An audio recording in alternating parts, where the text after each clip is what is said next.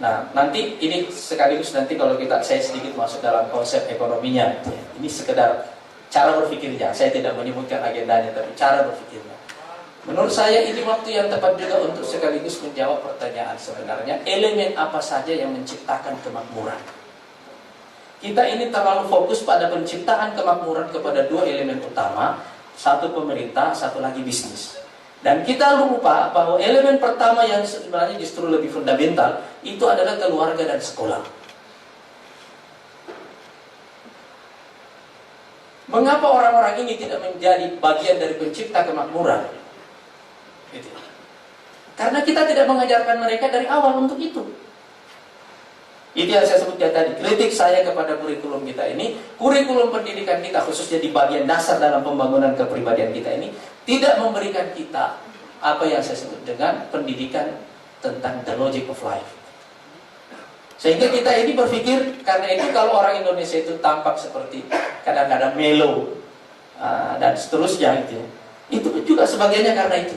Sehingga kebutuhan melakukan reformasi pendidikan ini menurut saya tidak terkait dengan masalah berapa periode Anda akan memimpin nanti, tetapi ini adalah bangunan dari usaha untuk membangun sebuah fondasi dari kemakmuran jangka panjang. Kita mulai dari sini dulu. Mulai dari hulunya. Mulai dari hulunya itu. Nah,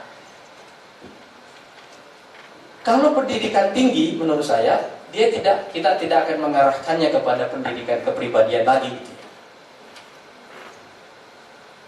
Tetapi kita akan mengarahkan pendidikan tinggi ini kepada satu fungsi utama, fungsi supply side dari perguruan tinggi.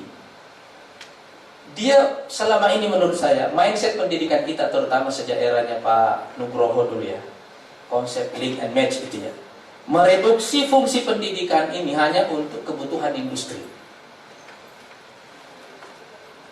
Sementara civil society, orang-orang tidak disiapkan ke sana karena kita tidak menganggap itu sebagai sebuah kebutuhan. Sehingga pemimpin-pemimpin informal kita misalnya, itu tidak disuplai juga dari sini secara baik, artinya orientasinya ke sana. Begitu juga negara dan seterusnya. Jadi fungsi supply side dari perguruan tinggi ini yang menurut saya perlu kita kuatkan. Dan bahwa perguruan tinggi ini adalah sumber di mana kita menemukan orang-orang terbaik yang kita siapkan untuk mengisi semua struktur di pasar, civil society dan juga di negara. Itu apa namanya? Itu idenya. Sehingga dia tidak hanya men-serve satu sektor dalam kehidupan kita seperti yang ada dalam konsep link and match seperti itu, tetapi dia men-serve semua aspek ini tadi itu. Sehingga pada suatu waktu menurut saya nanti kalau kita akan melihat ya,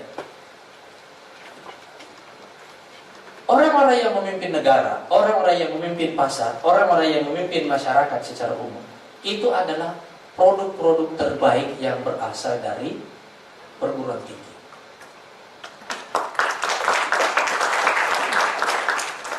Makanya karena ini dua orientasinya sangat berbeda, struktur di dalam negaranya itu perlu dipisah, perlu dibelah dua, supaya kita ini kita pisahkan dari awal ini. Ini saya kira jawaban agak menyeluruh tadi terhadap itu sebenarnya. Sekarang